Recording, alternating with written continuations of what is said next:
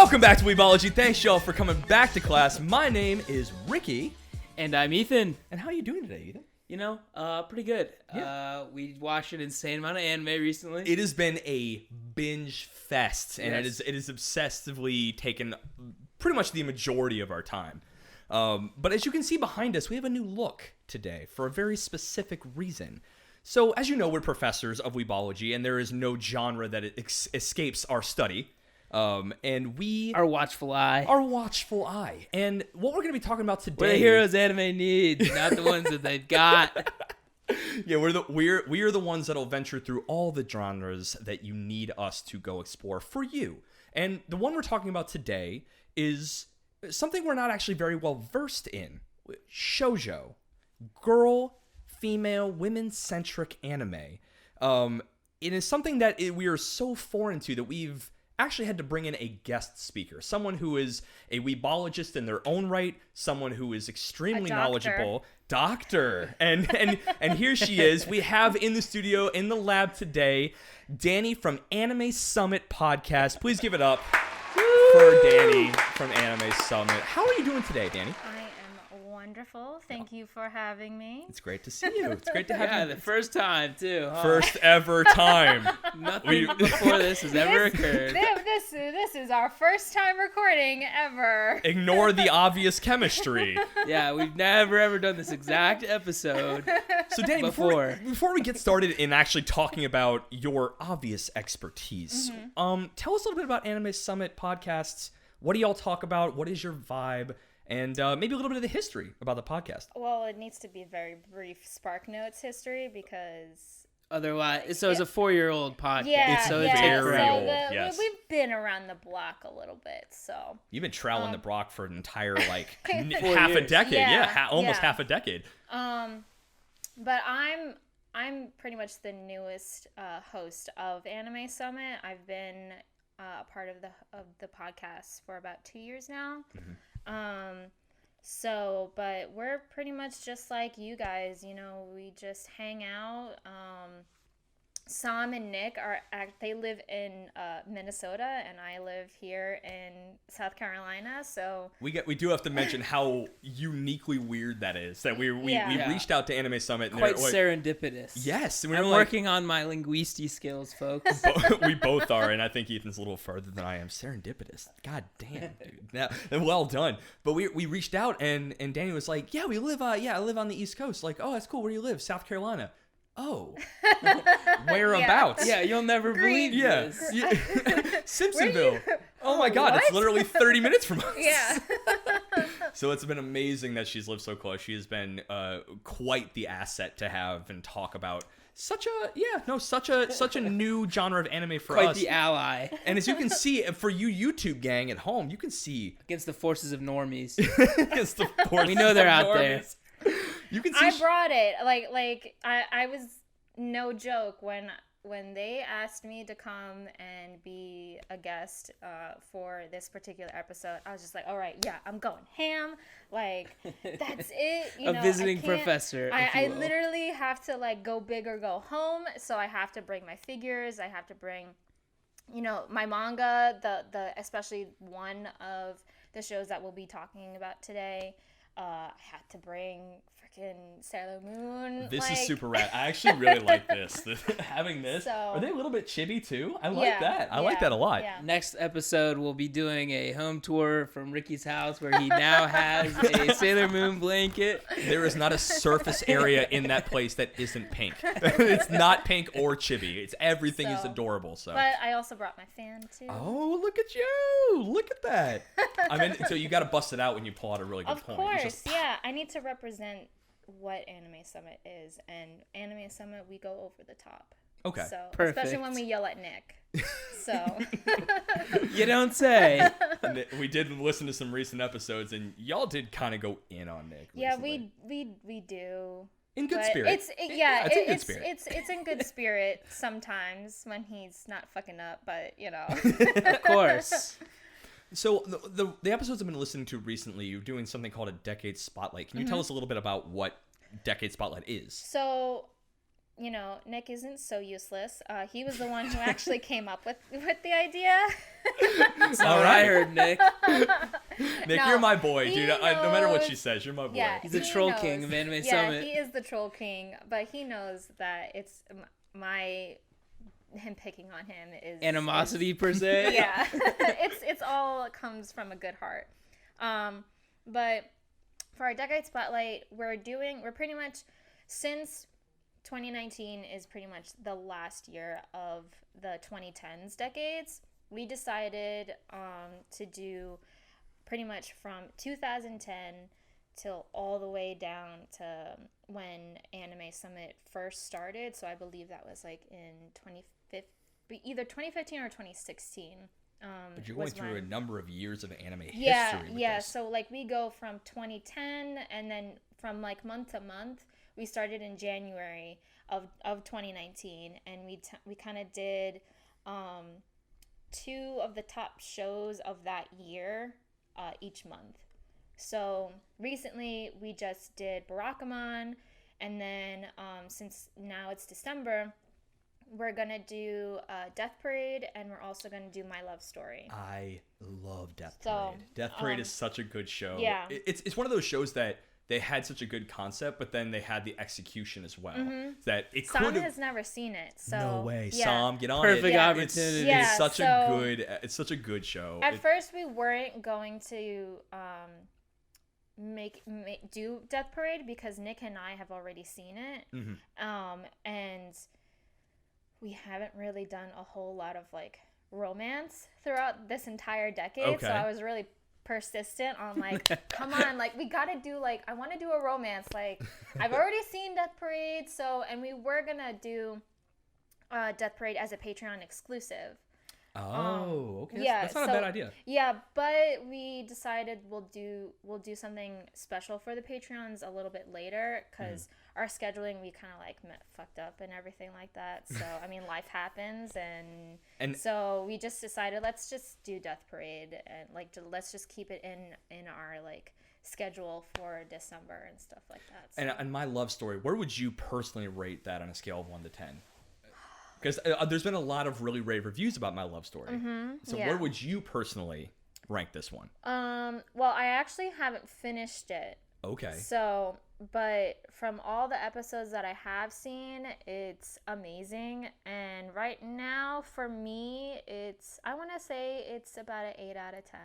Ooh, okay. So- That's a spicy All right, take. all right, Yeah. all right. And yeah. I think it's really different because it's more of the I prefer the male- 100-point scale so you can get more Fuck you, granularity. bitch, okay? It's an 82 love stories out of 100 love stories. It's up there, folks. It's Yeah. good. But it's a great story. It's a great story because it's pretty much, it's not centered around the female. It's more of a male perspective of a love story. But So- he's almost like a side character in kind of just looking in on her love story. No. So it's his It's 100%. Okay. It's his perspective of his romance and how Interesting. he meets on how he meets his girlfriend. I guess it makes sense because it's called, My Love Story. Yeah. Not Yeah. your love story. Generally, when it says my love story, you wouldn't be looking The third titular person. character is the my here. Right. But But that's pretty fortuitous that you're doing my love story because we are doing a shoujo episode currently, Yeah, I know. and that is considered as a shoujo, Yeah. correct? Mm-hmm. So give us a little bit of insight on what shoujo is. you are a resident expert on this. We needed you here on this A because visiting professor. just in our conversations, we met up. Yeah, we met up a couple times, and her love for shoujo, I got to say personally, is Knows no bounds. it knows no bounds. It's unreal. She casually had this merch just around to bring, so it's clear that she is the resident expert on shoujo. So Well, for this, my level of anime in general is pretty high up there. So fair enough.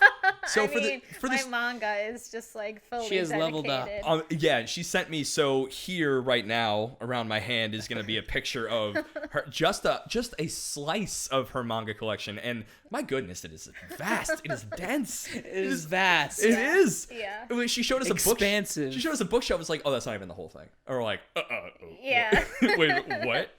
So for the students at home, Please tell us a little bit about what shoujo as a genre is. So pretty much shoujo as a genre is the name shoujo itself, it means girl, it means female. And so obviously just by that translation alone, you know, that's the particular audience that shoujo is looking for. And that's where it's thriving. So it's pretty much the target audience is for girls.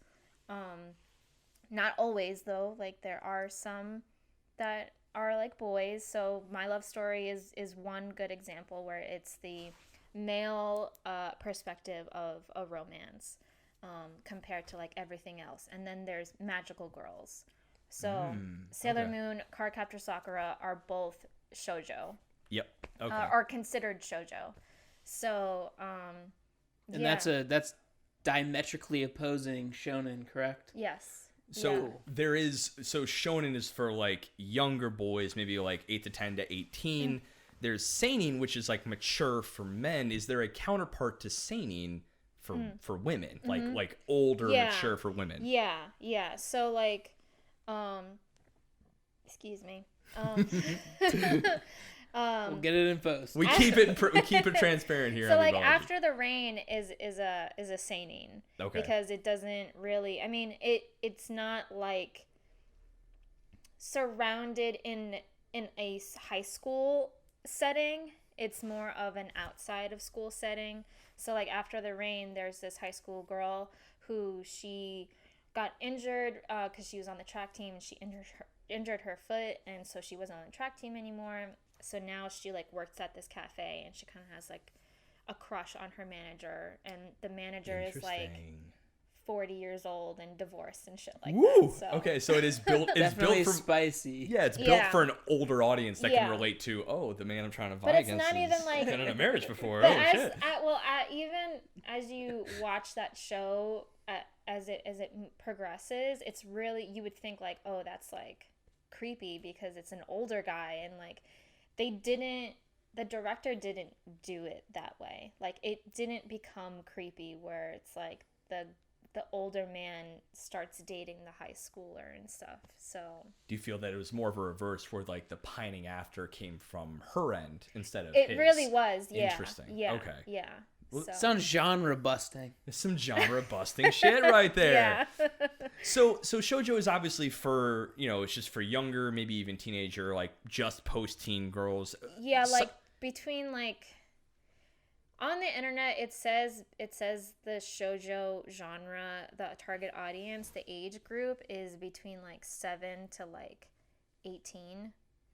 Yeah. So because I mean Cardcaptor's like Sakura's fucking like 10. Yeah, it's always So, 10, isn't it? It always like yeah. Ash Ketchum is 10, like she's 10. Yeah. It always seems to be right at the double Sailor digits. Moon, like they're in middle school. They're like It's always they're like that. 12 years old or something like that. So Honestly, it's abhorrent. It is important, but at the same time, like But, we watch a lot of shonen as grown ass not men. only that, so but it's anime. Like come on, yeah, it's anime. You're gonna expect to go like a 12-year-old looks like they're 20, so let's be True, real that's here. That is honest to God true. I cannot deny. So these shows, when we wanted to sit down and do this, the one thing we wanted to do was also bring in an expert, but we also needed to absorb ourselves into the genre. So me and Ethan, At least a little bit. just Yeah, a little you bit, had just homework. get a taste. We Yeah, did we have got homework. She gave us homework for our I episode. did give you a little bit, but I'm pretty sure you didn't even watch any of it. Hold on. We watched our own respective shows. What do you mean? I watched Ouran and Yeah. you watched Maid-Sama. That Yeah, was Yeah, so- I also homework. gave you a couple other ones to watch too. Yeah, that's just a lot. There's seasonals, Danny. There's seasonals. We'll get there. We'll get there. Okay, whatever. But as Ethan just said, What was your base, though? Have you ever watched a shoujo before this? I was talking to Danny, and I think in my youth I watched the Americanized version of Cardcaptors, where her name wasn't Sakura, it was like Allison or something. No. Well, So Sakura was Sakura. It She was was always Sakura. Sakura, It was but her her friend. like her It was her friend friend was was like like Madison or Allison or Madison, something like that. Allison. Freaking And- Madison. and Bring me my pretty much- Starbucks. Pretty much what the US did, they kind of made Cardcaptor Sakura into a shonen.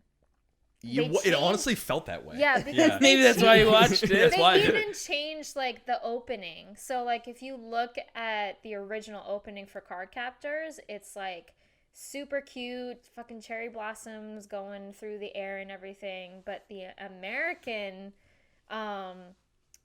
Card Captors, it's not even Card Captors Sakura, it's just Card Captors. It really focused on the monster, the monster aspect of it all. And the opening was all like something that goes along like Card Captors, like it was something like that. Like it was really like guitar, It was very like guitar, that. it's very guitar heavy. It sounds like because they wanted they didn't just want it to be targeted towards girls. They also wanted boys to watch it too. That's why they changed it like that. Was it on like WB Kids or something? Yeah, it was like that. 4 Kids. So, yeah. 4 Kids did the same exact thing to Yu-Gi-Oh! Where they changed a whole bunch of shit. Like they're not smoking anymore. They got suckers in their mouth. Yeah. Their guns are I think he literally does finger guns or water guns or something. Yeah. Well, like that's like in Sailor Moon as well. You know, a lot of the the older 90s, 2000 shows that were transferred over to the US got really Americanized. So in Sailor Moon, there are 2 Sailor Scouts, Sailor Neptune and Sailor Ernest. Mm-hmm. They're a couple. They're lovers in the nighttime. We're not gonna sugarcoat it. They're lovers in the they're nighttime. lovers, so, they're into but each other. What America decided to do, they're not going to be together. They're not going to be lovers. They're going to be cousins. They're Which close cousins. It made it weirder, right? Like that. But that's the thing you were saying. As you watched it, you can clearly see that they're not just cousins. They're not even related whatsoever. They're close cousins. They're just really good friends. Do you feel that makes it weirder though? Yes, it does. It makes it 10 times more weirder. Why would you make them cousins when clearly they're not cousins? I guess. Do you think that it speaks to the general Americanization of some of these shows, trying to make it a more broader audience appeal, and they kind of jump the shark a bit? Well, they definitely jumped the shark, but you also have to understand this is fucking America, and back then. It's also for little kids, yeah, so I think in general, when America when they see anime, they think like a cartoon is for little kids. Mm-hmm. So when they saw Card Captor Sakura or even Sailor Moon, they were like, "Oh, this is for 5-year-olds. So let's change all this bullshit right here. Make these 2 lovers right here, not lovers, but they're gonna be cousins, and all this other bullshit." So I hear what you're saying, but I will say, for WB Kids, I don't know what their options were. Right? It's there's no way they can. Do they want to adapt the show or not? I think that's kind of what it came down to, because you got to remember it's like studio execs had to make these decisions. It's not like imagine that writer's room, dude. Just exactly. they set the stage all right, these guys, these they're girls. We want a license for this show, and they're really, tell us a little bit about it. Well, okay. So you're telling me they're together, and we're selling these to 12-year-olds or less. I'm sorry, what time slot is that going on? Oh, prime time. 10 a.m. Okay, 10 a.m., on a prime. Saturday. No. All right. Yeah, cousins. Sisters? No, fuck you. Cousins. I can just I imagine it probably went something similar to that. Yeah. Pretty much, probably. But that was my only exposure. Is I watched a little bit of Sailor Moon with my younger sister, Alexia. Shout out to you. She was the driving force behind getting this episode set up. Your pestering has paid off, my friend, because I think she commented 13 to 14 times on one Where's video. my Shoujo episode, you asshole? So here it is. That's how it came to be. So, I mean, you know what? Let's dive into these shows. Let's do it. Let's dive into these Shoujos. And do you want to start with Maid-Sama or Ouran Host Club? Let's start with Maid-Sama. Let's start with it's worse. It's arguably undisputedly worse. Yeah, it's arguably arguably my ass. So, quick synopsis. What we got is we have a girl, commonly said as Misa, but Misaki, yeah. She is kind of this badass student council president. She is running this school that she's at. Girl power through and through. But she has a side gig. Ethan, What does she do on the side? She's not only kicking ass and taking names, but she's serving at Maid Latte. Taking names and taking orders. So she's a maid. Sama. What is it? She's She just works at a maid She cafe. works at a maid cafe. She works at a place called Maid Latte. And if you haven't heard of this at home, normies and father, basically in Japan and obviously here as well now, there's these cafes where you can go and basically maids serve you food and coffee and stuff like that, and they act call like you master. yeah, they call you like master and and like they act like they're your servant. yeah. Danny, thank you for not sugarcoating it. They serve you. Yeah. You are their They master. serve you. Yeah. So before we dive into kind of the tropes that exist in the show, Danny, I want to know, as a shoujo, how is it? Like, how do you feel at the end of the day?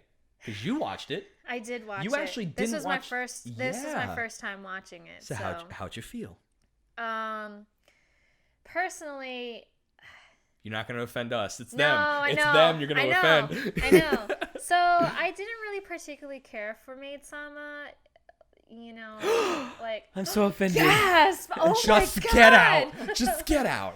No, I mean it had its moments. Okay. You know that like it after I want to say like the third episode it started to progress and like okay this is a pretty decent story because you know Misa her tsundere is slowly going down because Yeah. She's melting. Yes. she's literally that melting. icy exterior. So, and, you know, because for the first 3 episodes, Misa's tsundere personality was just, like, way out there. And I It's feel pretty unbearable. It was really unbearable, and it started to get annoying. And that's why I don't really like tsunderes so much, because it's all like, okay, we get it. You're upset, but, like, you're up here. We need you to be on, like, a 4. I have to say though, there is a way to do tsunderes right. We were chatting that Rin from Fate Stay, I think she's a great example of a tsundere because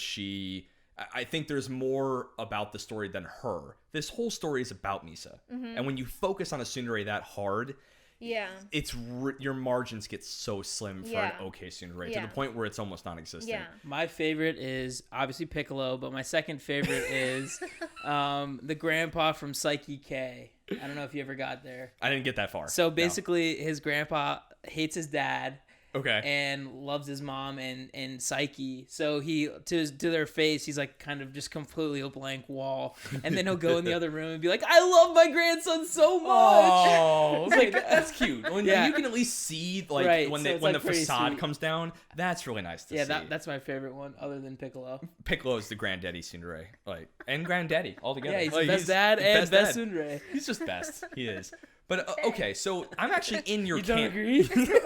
No, I mean, Piccolo's badass. He's definitely #1 dad for sure. He raised Goku's boy to be the man that he Both is. of them, frankly. Both of them, to be honest. But I'm actually in your camp. Your assessment of it, I was just lukewarm. Yeah, about it the was whole- definitely lukewarm. I mean, the story was very bland.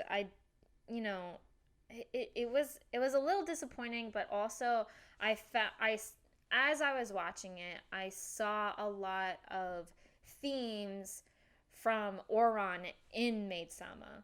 Did you feel like it was an So- inferior copy almost? Like they saw it and they're like, let's try to I replicate want to it. say they try. Well, see that's the thing. Like with this, because the manga for Ouran came out. Hold on, let me look at my notes.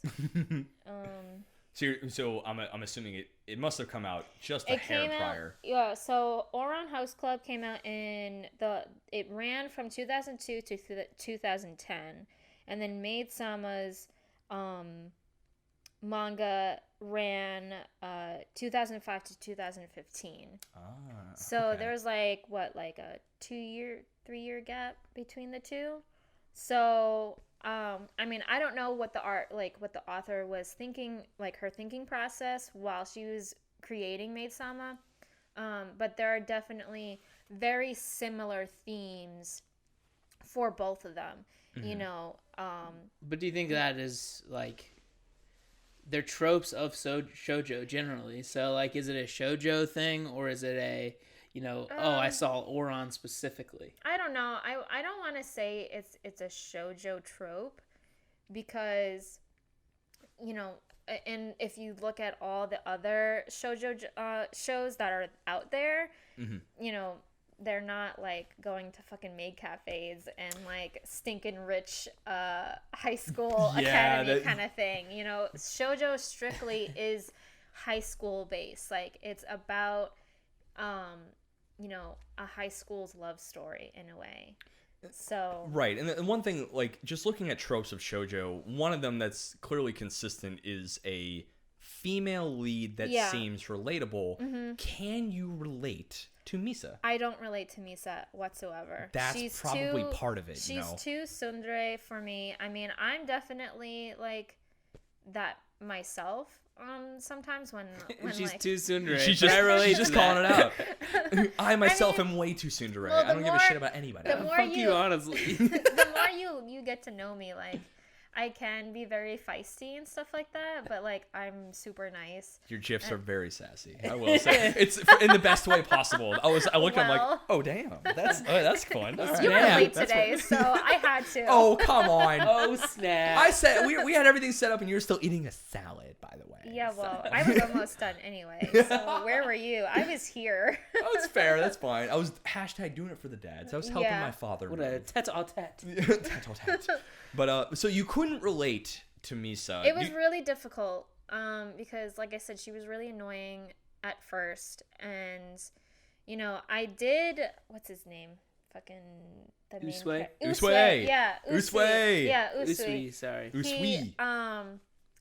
I liked his character. So did I. He was actually pretty funny. Honestly, he was the one that carried throughout the whole show. Like, he really carried the entire show to the very end. Only downfall about... There they are again. The people upstairs moving all their chairs around every day. We'll maybe fix this in post, but we might just leave it in. Who knows? Depends if you can hear it or not. You should just leave it in. Let's just leave it in. I'm into it. So, beautiful transition. Thank you, people upstairs, to Usui. Yeah. The Bai Shonen, the OTP, yeah. the one true pairing of this show. Yeah. How you felt he served his role in that typical trope of the one who's gonna end up with the girl. He was very enjoyable to watch. I really liked him. The only thing that I was kind of disappointed with his character was that there was really not a whole lot of backstory about like his past and like his history and stuff like that. That seems to be a common thing where they keep some backstories mysterious. So you're not really quite sure what they're about. And I think that's kind of the trope of this show is that they don't give you what you really want, and they just want you to read the manga. So the manga does explain more about, you're saying? I believe so, yeah. I think last time, our part 1 of doing this episode. I don't know what you're talking about. I don't know. I have no recollection of this. This is the first time we've ever talked about it. Yeah, sure. You can say as many times as you want. I'll never admit it. Admit what, exactly? I have no clue. Yeah, me neither. So So well, here's my question. Is it basically you think that they were attempting to let like the romance and all that kind of swallow you up, like carry the show rather than like, well, this is his perspective, this is her perspective. Yeah, but I mean they did a decent job for Misa, and they did nothing for him. Well, that's the thing. Like, they literally the entire show from episode 1 to episode 26, you know everything. Everything about Misa. You don't really know a whole lot about Usui. So it's all like, well, why is he living in an apartment by himself? Maybe he's that like mysterious type that girls just can't get enough of. Well, that's the thing. Like, he is that character that everyone at school likes. You know, almost every day he's getting a confession from another girl and shit like that. Yeah. And he denies them. That's how we meet him, right? Right. We meet him because he's denying someone near Misa, and she was like, "How dare you destroy this girl's entire perspective of you?" And she put herself out there and all that. And she's all like, "Don't be an asshole to her," like blah blah blah. Like, she confessed to her. And he's like, "I should let her down now before it got too bad, and you know, really hurt her later." And also, he's gonna confess to 24/7. Like, that would be so freaking boring and annoying. That would be. Like, dear God, another one.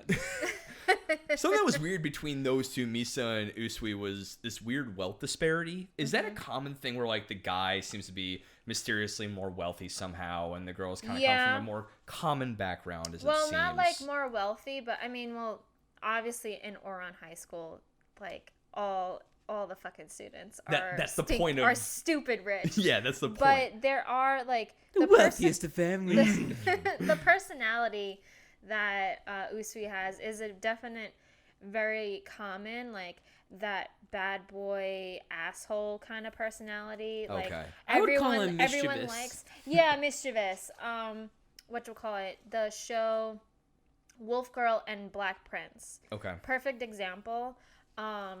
Main character girl, her name's Erica. She gets to high school, but she's not in the same class as her middle school friend. Okay. So she's like knows nobody in her class, and she's like, oh fuck, like what am I gonna I need to make friends, and then all of a sudden like these girls come in, they're like super like nails done, makeup and everything. Kardashians. Kardashians, so yes. they come in and they're talking about their boyfriends and everything, and then all of a sudden Erica just lies, like flat out lies, bullshit, like, oh I have a boyfriend, you know, blah blah blah.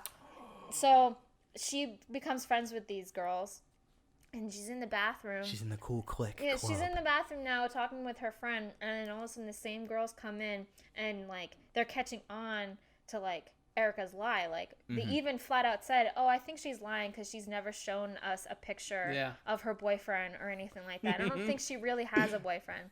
So Erica goes out on the street, okay, and she finds the main boy character. His name's Kyoya.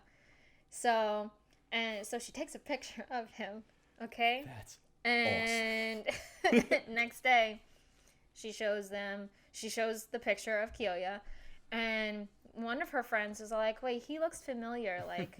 Oh no. Oh no. Couldn't have backfired worse. Is it her brother? Oh no. Worse. He goes to the school. Yeah, like, and it turned out, lo and behold, he goes to the same school. Oh, and God. So she like quickly ran over to him and said, come here, I need to talk to you.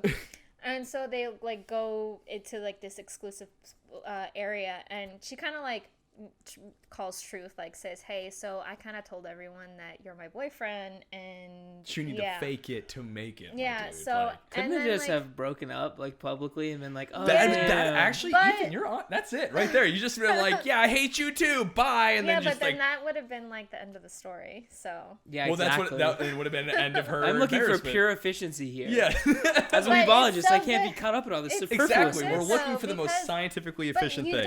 So here's the thing with Kyoya. Kyoya, he's like the most popular boy in school again. Like he's always has like girls having a crush on him and everything like that, and he seems super nice. Smells like a trope. So super nice, super like well polite to all the girls on the outside, and then all of a sudden Erica comes and says, hey, so can you like pretend to be my boyfriend? And he's all like, yeah, sure, I'll do it. And she goes like, like in her head, like, oh shit, like really, like he's gonna do this for me? And then he goes, only if you turn around 3 times and bark. And she's like, what? He's a major asshole to her. That's honestly a low price, though. That's such a low price. Yeah, right. But I kind of love that because it's just that perfect ground of like, it's gonna satisfy me, but it's like little to no cost to you. It's all like, if I'm gonna do this, like you need to satisfy me, so you're gonna be my dog, like. So yeah. What a dick. Yeah, he's a really fucking asshole, but it's so freaking awesome. So this weird kind of disparity. So what's like the story of Maid-Sama? It's basically this girl. She is working at a maid cafe on the side to make her family is extremely broke. Very poor, and she's trying to make money for her family. And this Usui guy figures out where she works because she keeps it a secret from the school and the student body. Yeah, because she's the student president, she has to have portray an image. Yeah. So, and then he finds out, and then there's kind of this kind of weird mutual relationship between I'm not gonna tell anyone about this if you keep letting me come in and see you like this. Yeah. And she can't really say no because he has her biggest secret. Basically starts blackmailing the living shit out of her. Yeah. But he ends up falling in love with her too. So, and like he doesn't hide it from her either. Right. So like he flat out even says it, like, you know. Like what, episode 4? I love you, He's already like, I love you. Yeah. And she goes Like full tsundere casual. for another 20 Yeah. eps. Yeah, but I think it's probably because she's like, this guy's messing with me because he doesn't love anyone on earth. I can buy that Yeah. excuse from 4 to maybe 10. And then after that, your tsundere argument is so true, where it's clear he has done acts of service and has been like very available to her and very blunt about how he feels. And then from 10 on, she should know by now this is not like It's messing. nothing new. There's not messing with her. And at that point, though, she has had a couple other suitors, which is fascinating. There's the one rich boy from the very rich school. What's his name again? Hinata or something? Hinata's the childhood friend. I forgot what Tora. I like him a little bit because he has the same charismatic energy as Usui, but he's flaunting with his wallet. Because she goes to the rich school because she was offered a potential scholarship to go there. Yeah, because they were all like, "You're hot, so come to my school. We'll pay for your tuition and everything like that." And she's not like cutting corners here. That's literally what that is. Like that is what. That's You're lying. Yeah. No, for real? You're a smoke show, so you should probably come. No way. They really said that. I think Holy Tora shit. offered it to her because of that reason, right? Yeah, he it's was like, the you're one. good looking, so you should come to our school. Casual. Nice. And it's the same thing with the band. Yeah. Remember when they had like that mixer kind of thing, and Misa's best friend like had a crush on the lead singer, but the lead singer was like super interested in Misa, and like. And who wouldn't be? Who wouldn't be? Obviously, it's Misa. Who wouldn't be interested in that? She's the freaking pro tag. And then she got that plot armor, but in romance style. Right, you know? right. She can't be unliked. But yeah, so I don't like her. oh, how dare you defeat her plot You don't armor? get it. You're not in her show. You're not in the universe. Other suitors. Would you consider the quintuplets suitors?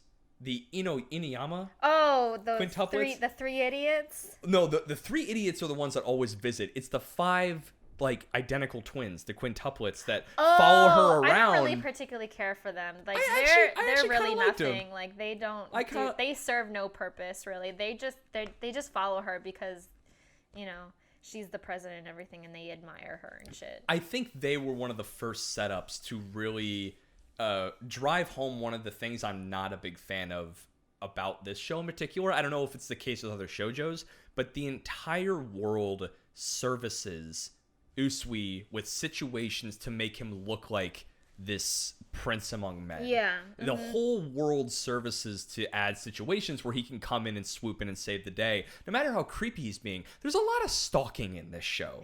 There's a lot of stalking in this show. Is that a common trope in shoujo? It's a good bit. There's both sides. It's not just Usui. It's both of them are stalking each other. Yeah, so I mean, stalking can be some sort of a trope in romance in a way, especially in comedy. Okay. Comedy especially, you don't really see stalking too much in like a regular romance kind of thing. Like in Say I Love You, there really isn't that much stalking in that. Okay. You know, even in After the Rain, there's really not that much stalking. Okay.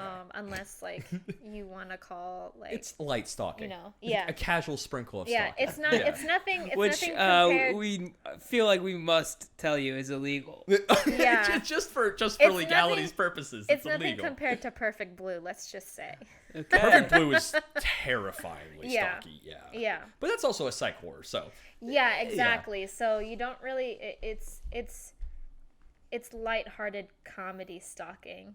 So. Yeah, it's like, haha, he's super rich and goes to sweet stores. That's the most we learn. Yeah. He's not like in an alley killing somebody. Like, oh, yeah, that would have been an awesome dark turn, by the way. Yeah, like, for real. But, and that's actually gets to one of the points. Another thing I'm not a big fan of is the main Baishonen's infallibility. He seems to have nothing negative about him. Except maybe he seems too perfect. He's a little too perfect. And I think that's illustrated most in the hypnosis episode, where Kona tries to hypnotize Usui. Yes. It doesn't. I actually kind of liked that episode because Tell me why. Because, well, you're seeing, oh, there's this other character who like is afraid of women and everything like that, and like he tries to like be the bad guy in a way, but in reality he's really not the bad guy. And I thought, Usui wasn't going to like he was going to get hypnotized, but in the end, like, he didn't get hypnotized, so it's all like, fucking perfect man. Yes, like, exactly. The whole time, because the way that whole thing plays out, what was the exact reason why he wasn't susceptible to hypnosis? I forgot what the reason was, but I know right. I forgot. But so it plays out where Kona likes Misa, and Misa wants to pull away. Well, he wants to pull Misa away from, or is he jealous just of Usui? No, he's not like jealous. He's afraid of women. Just like, in general. He's afraid to talk to them. So that's why like. And the strongest among them. Yeah, and like when their school became co-ed, because their school that they go to used to be an all-boys school. So when it became co-ed and there was more girls coming into the school, and I think there was like an open house festival happening or something, and Misa wanted more girls. Like, she wanted the school to be presentable, so he was trying to deboggle everything and like just sabotage just cause the world. Just cause mischief, and like try to literally hypnotize Misa to like do something bad.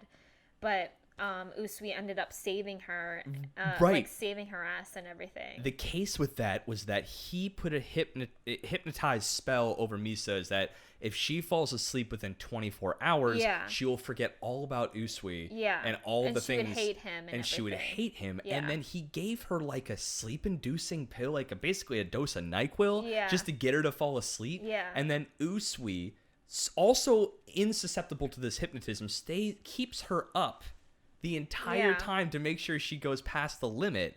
And I'm thinking to myself, this guy is way too perfect. Yeah. No man exists in this world like that. I'm really curious. I kind of do want to read the manga just to see like what goes on with him and everything. So I'm just saying, if she's an absolute smoke show like you're saying, I can totally see that happening. I mean, here's was my problem. I only watched a couple episodes, like 4-ish, but maybe 5, who knows.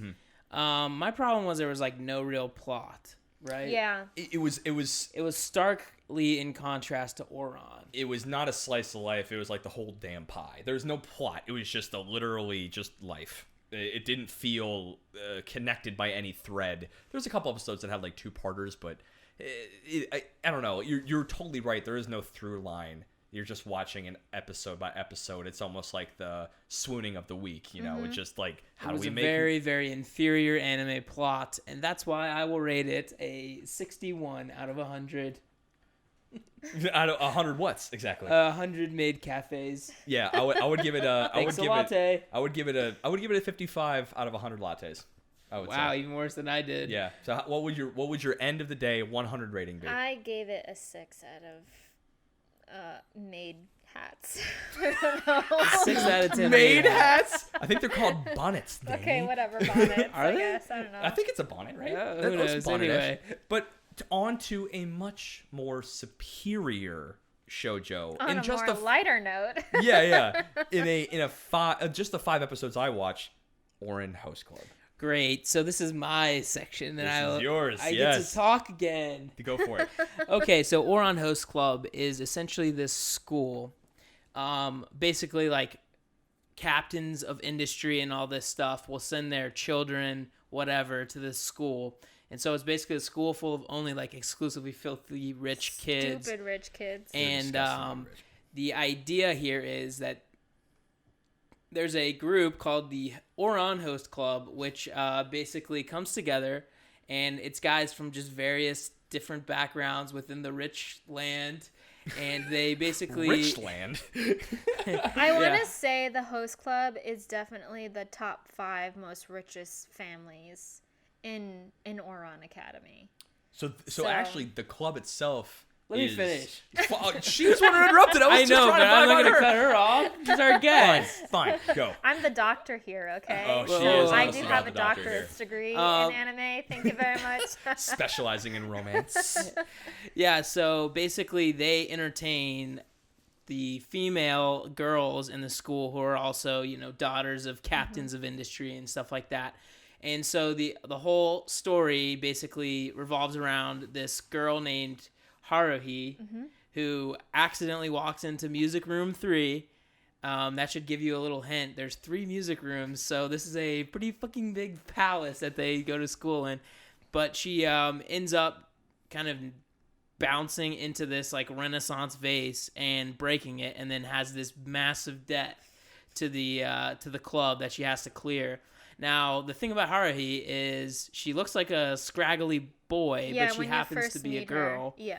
And she's basically what they call the honor student. So she got in via like test scores and stuff like that, rather than just like- being filthy rich. She's one of the few that's pure merit. Like, no. She's middle she's a class. commoner. She's Gotcha. a commoner compared to them. So I think everyone is compared to them. They are filthy. Yeah. So the story basically is like they take off her glasses and realize her eyes are like very mesmerizing, whatever you want to call it. And so they said, okay, maybe you can. It's very Princess Diaries. You can be our. Well, they at first they were like, you They have really to be do. our club dog. You have to do all the like crappy stuff. Yeah. Then they take off the glasses, realize she's like actually kind of cute. Yeah. So they say, okay, here's the other thing you can do. You can be a host in our club and earn money faster, yada yada, to be able to pay off this face. Yes. Again, more blackmail. Good job. Just blackmail Thanks. around. Yeah. Pretty much, yeah, like literally. So see, like those are the themes from Maid-Sama and Ouran. Like, but, circumstantial, like it seems like financial binding is a to a duty that you don't want to be doing, like Yeah. either being a maid cafe or in Yeah. a host club. That's a common theme. I wouldn't say Haruhi is in debt. I mean, obviously it's the theme of in debt because she broke a fucking vase and shit. So What is that doing in Music Room 3, by the way? Like, why is a Renaissance So- vase just chilling? They're stupid rich. They are Yeah. stupid rich. That's casual for And somebody there. I bet. specifically in episode 1, the show makes sure that you know something is going to happen to this vase because a blinking arrow keeps pointing at it. Yeah. Every single, not like every single frame, but every so often when the vase is in the frame, they make sure pay attention to this vase. So Yeah, so this show is like infinitely funnier than Maid-Sama. Just yeah. the 5 I watched were hysterical. I mean, Well, the first They 3 break up suck, with- and then it Yeah. gets really good. it wasn't. I It, still can't believe that you don't like the first 3. I can't. They're it like wasn't that it god-awful. sucked. It was just as Ethan's put it to me before. It's culture shock. Like, it's definitely something we weren't used to. Yeah, so the host club consists of what they like certain people. So the main guy, they call him the prince type, is Tamaki. And he's actually the board member's son. So Jesus Christ. right, the board of the school and like it seems like most of the school systems within Japan. Then there's Kiyoya Otari, who is his father owns like a bunch of medical systems, like police force. have their own private Police police squad. force. They You got have your own hospitals. law enforcement. They got resorts and parks and stuff like that. Then he's they call him like the dark type or the mystery or something like that. Mystery, dark shadow prince or whatever. Yeah, Dark Shadow Prince. yeah. And then there's Kyoya is an asshole though. Oh, Yeah. of course, yeah, but not to the girls, but to everybody else. Yeah. he's a fucking Honey dick. Nezuka Senpai. Honey Senpai. Honey I like Senpai. Honey. He's like the boy lolly, so he's like really small and cute and all this stuff. But he happens to be like a 45th degree black belt Yeah. in like a lot of different martial arts.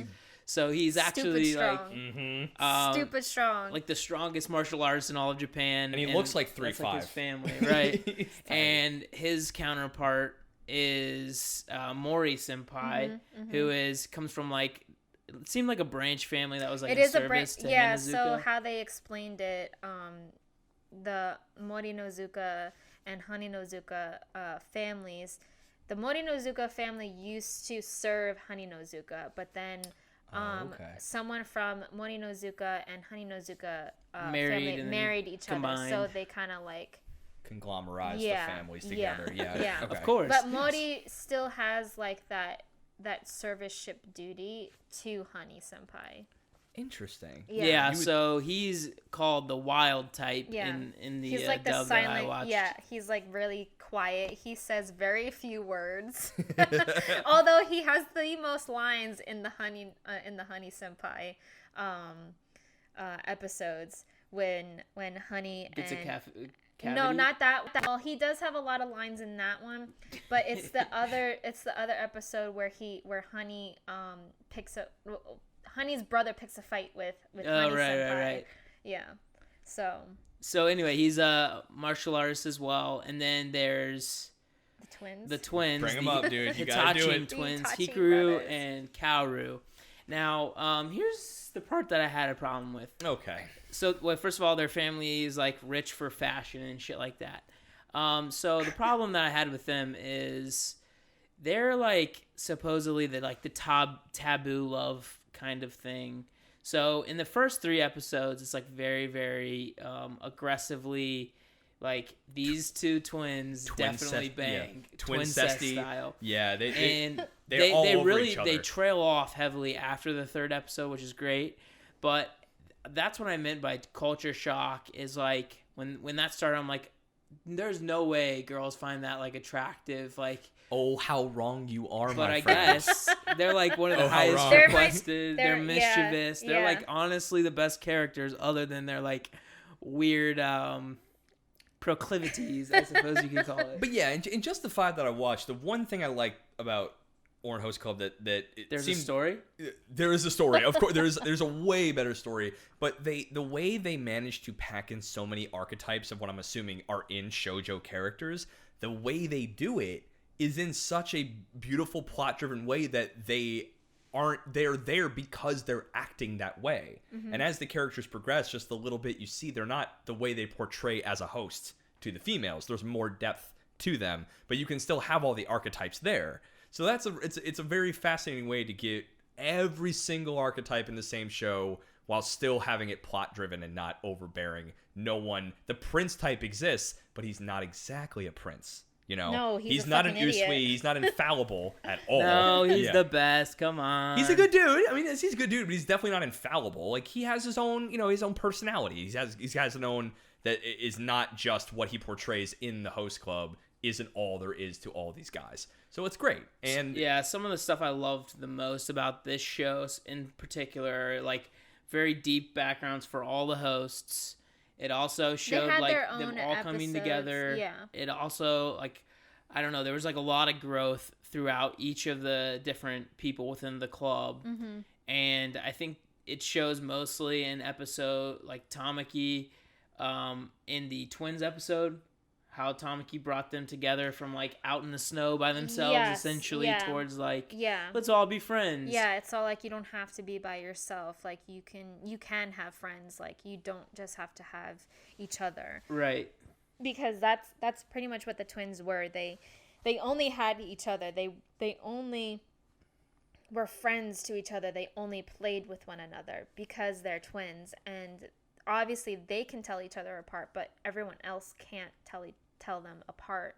So that's why the twins felt so inferior to everyone else. And that's why they're so mischievous and that's a way that. to stand out. Yeah, so their episode Okay. was great, and then I also liked Kyoya's episode. I love Which- I love the twins. Twins are like my favorite characters out of all of them. But Kyoya, his episode in particular when he first meets Tamaki is it's a stepping stone of like who Kyoya really is and like how he progressed as a character before he met Tamaki. So because Kyoya is the youngest out of 3. So and obviously, his 2 older brothers are gonna get pretty much the family the family goods and everything like that. Kyoya is probably not gonna get shit. So Right, so like throughout the show, consistently, his dad keeps telling him, "Look, you got to do something absolutely freaking spectacular, or else you're not getting shit from me." Kind of, because I guess the way inheritance works there is like the first brother gets the most, second brother gets like second most, and then the third brother basically gets shit out of Get luck. shit. Yeah. Get shit on. And also both his brothers are doctors. They're like very successful in their own right. And so consistently he's putting a lot of pressure on Kyoya and saying like, look, you got to do something like crazy or else there's really no point in me even like having you as a kid kind of thing. And like when he first even meets Tom, even just like looking at a picture of Tamaki, like he realized that like, oh, he's the only son of the chairman, so he's gonna get everything. But little does Kyoya know, Tamaki is actually the illegitimate child of the chairman. Shit. And he does figure that out, but what he doesn't realize is like Tamaki is never guaranteed this heirship. Yeah. And I think that's I think, you know, you basically said Tamaki's a dumbass, but what I like about him the most is like he's very in the present and like not really. Yeah, he's not worried about what's going to happen. Like, he's very whimsical. Yeah. But it's all in the present. Like he'll blow money, he'll do all this crazy stuff, but he also is like consistently will say, look, I'm not guaranteed to be the heir to this. Yeah. So like while I'm here, I might as well have fun kind of thing. Yeah. And I respect that for sure. I dig that. I'm like, I'm not about to get billions and billions of dollars, so let's just fuck around while I'm still rich for a while. Honestly, it's really hard to just pick one character out of Ouran to strictly like. Like in Maid-Sama, I really did like Usui out of pretty much almost all the other characters in that show. This Ouran, I do like the twins. The twins are my favorite, but if I'm gonna be realistic, I like all of them. All of the characters have their moments, and that's why I feel like I love Ouran a lot more, and it holds a special value in the romance shoujo community because it has all these equally good, well-developed characters.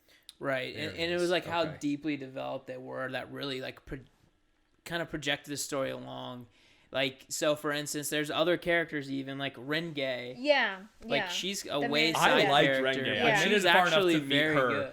Renge was fun. Like she added a different female presence to the whole thing that you weren't quite getting because everyone, like even the only girl that was the main character was pretending to be a boy. So you weren't really getting a lot of developed female characters and here she comes. Here comes Renge. And I think she did a great job of like being the voice to the audience because she would constantly call out like the different types and all this stuff.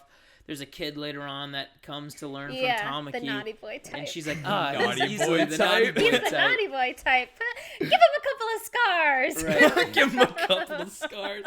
It was actually awesome. And funny thing, in the dub, Monica Rial voices Renge, and she's also as Misaka in Maid-Sama. No way. Yeah. I did actually watch the first episode. I usually do it with a lot of animes in dub and sub just to get a vibe, and I always usually go sub, but like a fool. What do you mean a fool, man? You gotta go OG. You gotta go real. You guys gotta come on to my podcast and we gotta do an ultimate sub versus dub. We have a sub versus dub episode already, and look, I'll yell at Nick as much as you want me to. I'll bust down on sub hard. That is my camp. I love subs, but in any case, I would say the Misa voice actually wasn't that bad in dub. It wasn't as good as sub. It was screechy as fuck. It wasn't that bad. I have to say, better as Renge. Monica, that character that Monica did wasn't her best. Renge, for sure, best top tier fucking character because that voice fits that character. It doesn't fit Misa. Yeah, no, it doesn't. So. It's kind of like a crony, screechy type voice, and so Renge's whole kind of, I guess, persona is like she comes into the host club and she tries to give him pointers on like how to basically connect with different girl audiences and stuff like that. But like she's supposed to be sort of annoying. Because she, like, pops out of the floor in random situations and stuff like that. And she does her famous, in the stuff. She goes, Yes. Yeah. I watched a YouTube dub just because you have to listen to this voice because it's Misa from Maid-Sama. And you're right. It's a better voice. She was better cast there. But I don't know, something about the sub about both shows just did it better for me. Well, when I first watched Ouran, I actually watched it sub even before Funimation got the rights for it to do the dub for it. Right. And I watched it on YouTube way Hell before like yeah. Crunchyroll and all that kind of stuff. Yes. So there's a couple other things I wanted to kind of talk about between the two shows, and then I'll give you my final rating at the end of Ouran Host Club. That's it. But so the studio who did Ouran was Bones.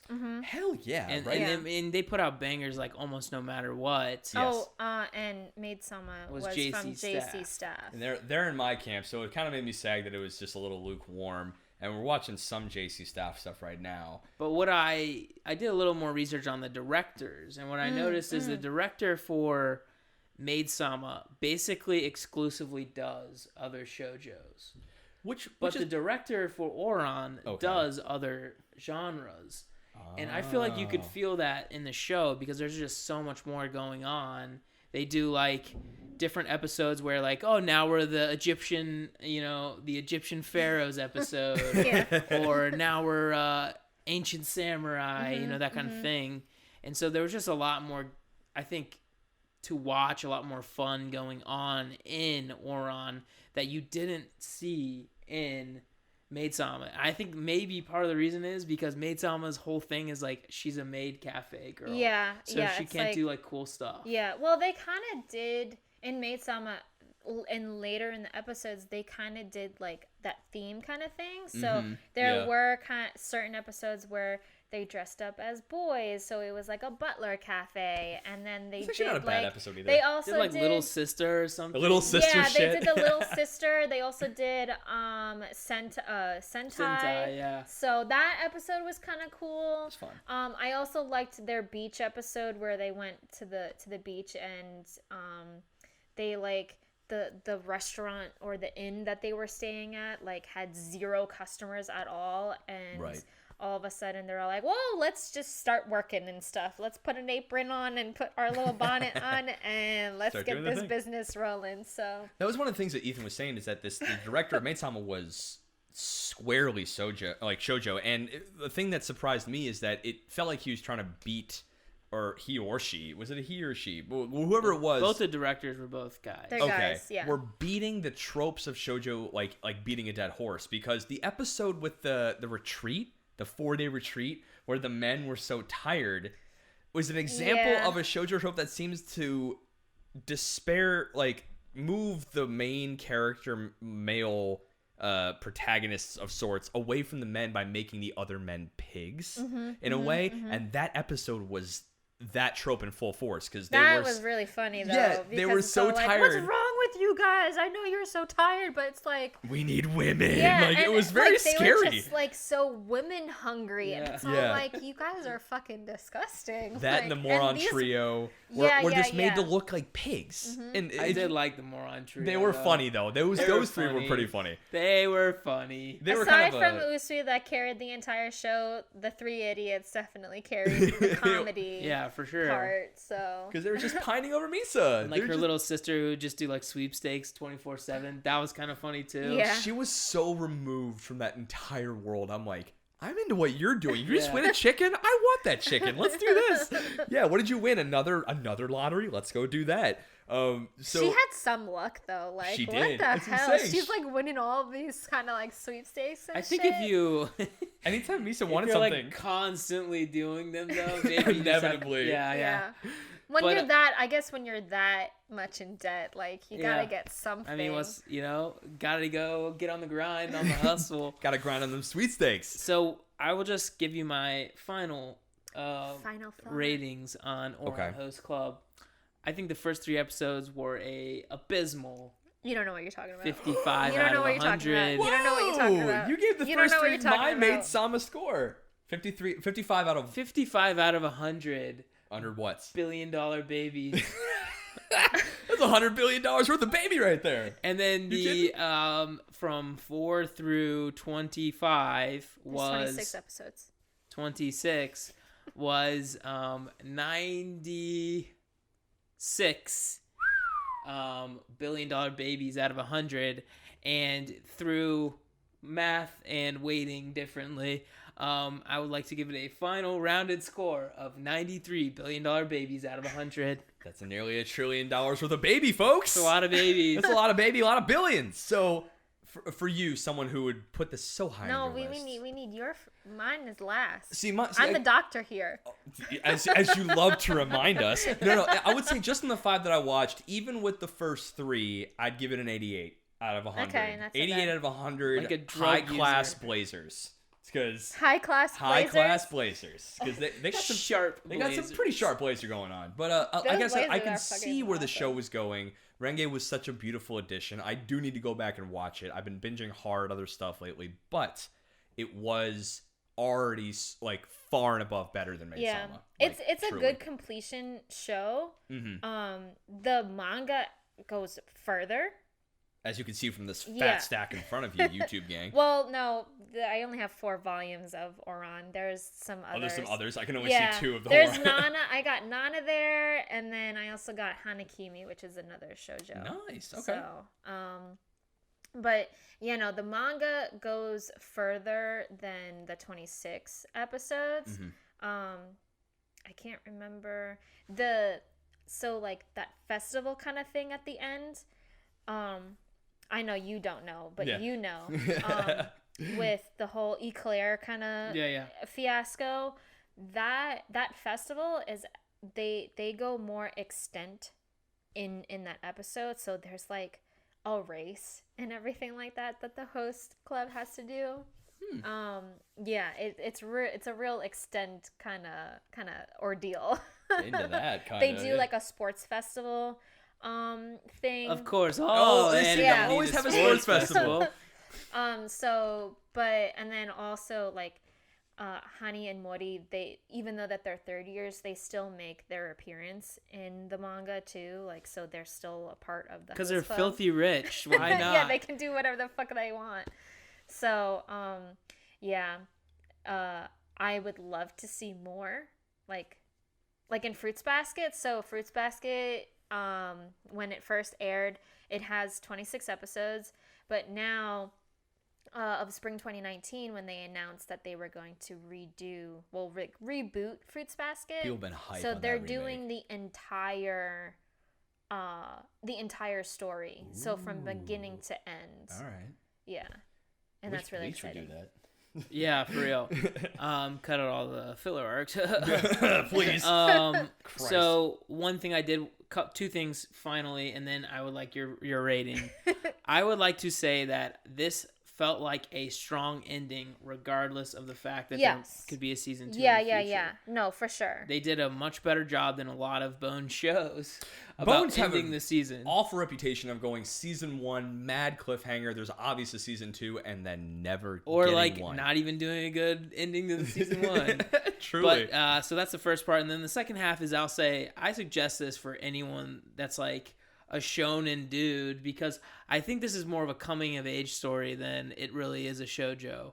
I don't know if that's accurate in any real way. I think the first 3 episodes are very heavy shoujo, and then I think it just is basically coming of age for all these dudes. And then maybe that's out of place, and maybe I shouldn't overstep. But that's my thought. Let you do your thing. Comedies, when it comes to shoujo, comedies are definitely more lighthearted towards the male audience, because it's funny, and like boys like funny. Yeah, so. We do. We do like a hard funny. Every time I think about it, I'm looking for a belly chuckle. I just want a real gut buster. That's all I'm looking for at the end of the day. So comedies are definitely romances, like rom-coms are definitely for both the male and female targeted audience. I do fucks with the rom-com, So I will say. you don't really Can't say no to that. That's why I don't really put it past you guys to like look at regular shoujo, like just pure romance, although I would love you guys to do something like that, so that you can get, give us like, homework at the end. No, at the I end, will. We'll get some homework for sure. Yeah. I got a list. I gotta know your rating. We're on the edge of our seats Ratings. waiting for your rating of Okay. Ouran Host Club. Okay. So my rating for Ouran. Ready? Yes. 10 out of 10. Whoa! It's a hard 100. That is a perfect score. 100 out of 100 what's? What's your rating scale? 100 out of 100 what's? 100 out of 100, 3 million yen broken vases. 100 out of 100 Renaissance vases. But of Wow, course. that's a hell of a debt you just broke. That's a lot of money. Yeah. But that's interesting. So you say this is your top This of the is top. top of the top for rom-coms. Okay. For strictly rom-com shoujos. Perfect transition. It's literally complete. Like, you can't really like that. That's why the whole rom-com versus pure romance is so difficult. Like, which one is better, kind of thing. Right. You know, I don't really see. Like, it's really hard to put. You know, a pure romance kind of like Say I Love You is definitely a romance drama. Okay. Compared to Ouran High School, which is a rom-com reverse harem. Do you have a perfect 10 out of 10 pure romance shoujo that you can suggest? And then maybe you can start giving us homework, and we're gonna have to watch it at some point. Let's see. Ooh, she's got her mad list going on right now, which is great. Her My Anime list, by the way, is insane. It is the completed is alone is. Are you on it right now? I'm assuming. No, I'm just on like Shoujo Anime. Okay, but okay. If you want to know like what my watch rating is. Yeah, what's your credentials so my over here as a my weebologist? mean score on Mal is 7.21. Okay. And then I've watched in total episodes that I watched is 4,838 episodes I've watched. Oh my god. I've completed 275 shows. I'm currently watching 25 shows. I have 44 shows on hold, and I dropped 40 shows. That's a pretty good batting average for drops, by the way. Yeah. Total wow. rewatches is 20, and total entries is 705, and I have 321 shows that I plan to watch. I think Dear Lord. I think episode count for us is probably kind of up there, just given that shonen long form, like the big three. You have way more than I do, just for One Piece as merit. Like you have 1,000 more than I do. Well, I've seen like 800 of One Piece. Okay.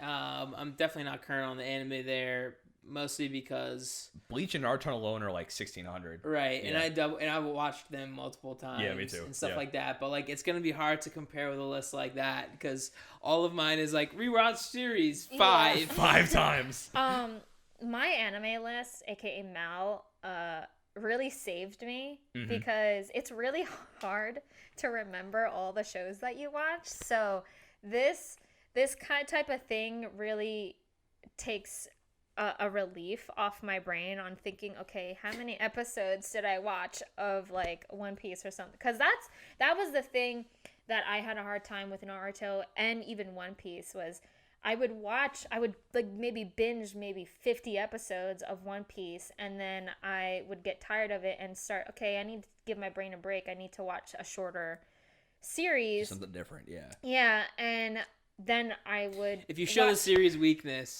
And then it'll bite you it'll back. kick your ass. It'll bite you back. So, you know, I would go off and like maybe do something else, play like a shit ton of video games, like watch other short anime, like from like episode 12, shows that are 12 episodes.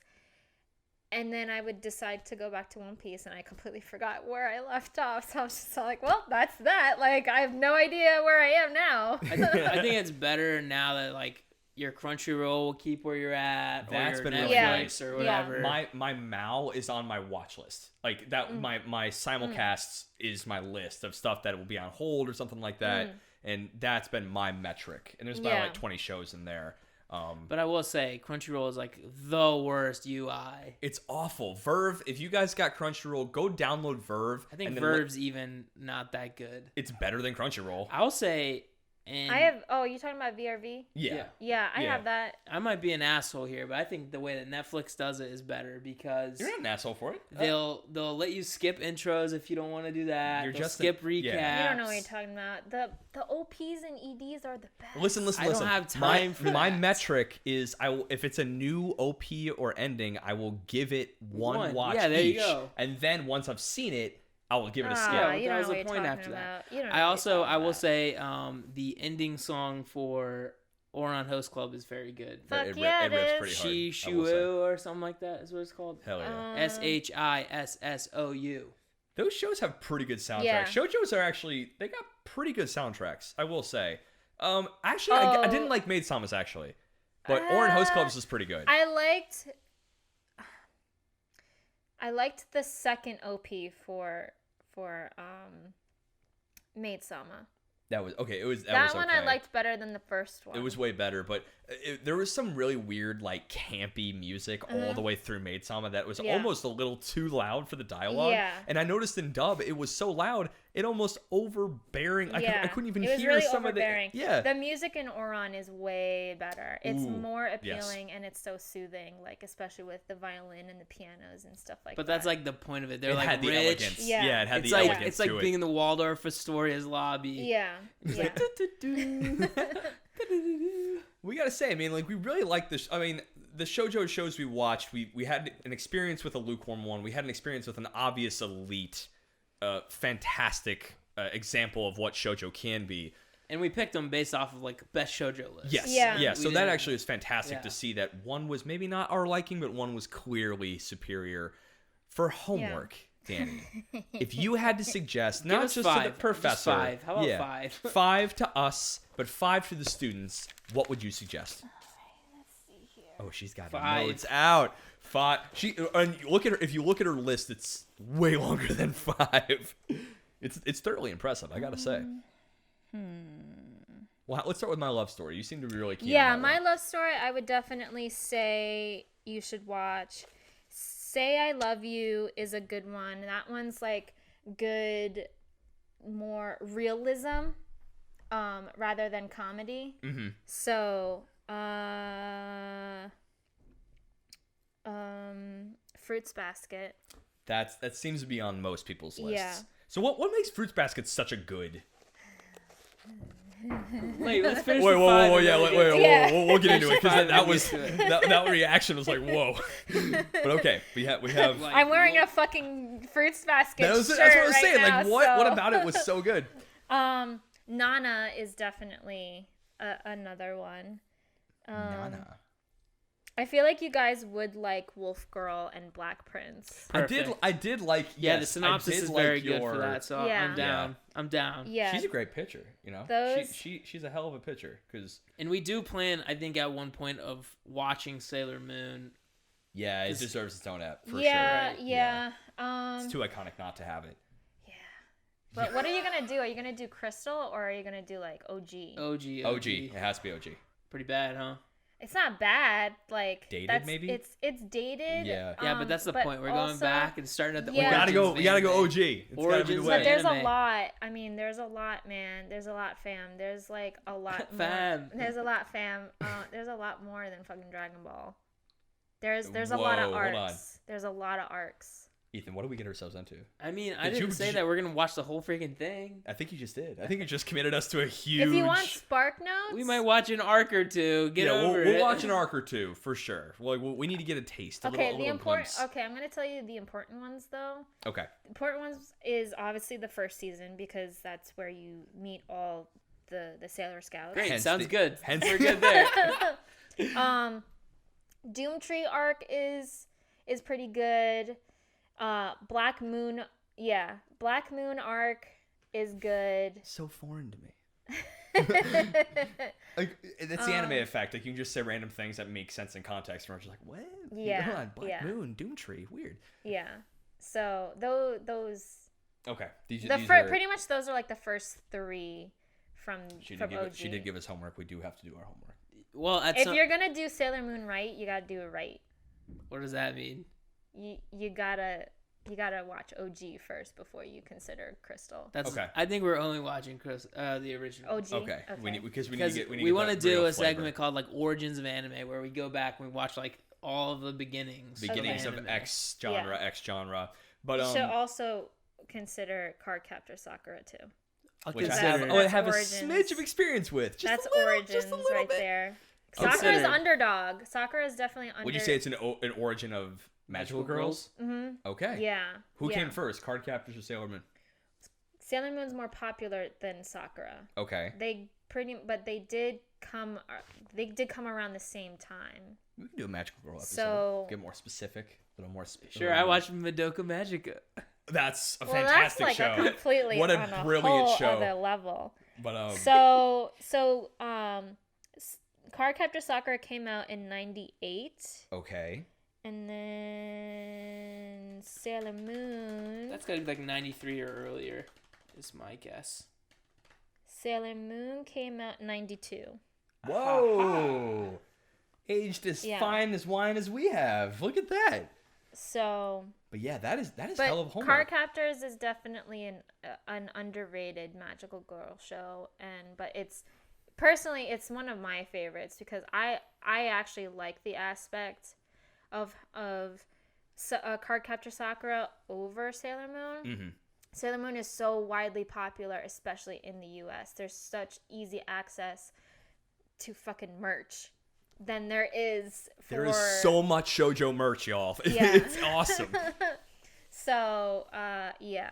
So maybe we'll have you back on for an update on our shoujo and see where we're at on our shoujo journey. Maybe a Magical Girl specific episode, which would be pretty cool to Sailor Moon and Cardcaptor. Yes. Let's do it. But hell yeah, I think that's really kind of covers it. Thank you, by the way, Danny, for coming on and being our resident Thank you for having expert me. on shoujo. We could not have done this without you, and I don't Literally mean could not that have. figuratively, that we literally couldn't do it without you. So what do you have there in your hands, by the way? I got a surprise for you guys. No way. Hold on. You're too kind. What's going on here? So this is kind of like a welcome to like podcast anime, and Oh my god, thank you. So They are our pod fathers. They're Pod the pod fathers, fathers. Ethan, So- that's a kickback right there. We haven't had a kickback in a hot minute. Well done, sir.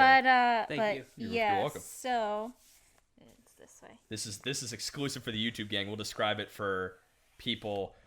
Whoa! That's a Demon Slayer Yeah, scroll sick. hang up, y'all. You've got Giyu Tomiyaka Yes. and Tanjiro on Tanjiro. So Surprisingly, my two fave characters in the show. It's yeah, pretty hype. not only that, but like when I watched your YouTube stuff, Yeah. not a whole lot. Not going on in back the there? background except for your We got Dragon a Ball. Jurassic Park poster, the best movie ever made, And and we- we got lights now. We have We're lights working now. on it. Yeah. We're But working we're on evolving it. every So- day, and But you this are helps us helping a us. lot. But this Yeah. definitely helps you, especially from your naked ass window behind Thank you. you. Get some clothes on that boy. Come on. I guess. He's bearing his white ass through the world. So But we to actually, Yeah, add super more of your appreciate collection, that. yeah. Ethan, we actually also kind of got a surprise for Danny as well. Do you want to go ahead and Do say you what want we to got? spill the surprise, or do you wait till we can just give it to her since it didn't come in the mail yet? I think it's good to have on film. I'll put up pictures of it. I mean, we'll be able to show what it is, you know. I don't know. I think we should just wait until we have it physically in hand. Oh, And then you're you gonna can do give the it to me. suspense kind of thing? You're Yeah, I gonna make think me so. wait? Okay. Jeez. Then there it is. This is some It's a sick bullshit. gift, though. It's a It's sick gift. absolutely Some bull top notch, ass grade shit. A, top shelf. When we finally have it, you all will see it. So keep listening, and you'll find out what we got, Danny. Actually, that's kind of a banging Yeah, I know. Till next time on next time. Weebology.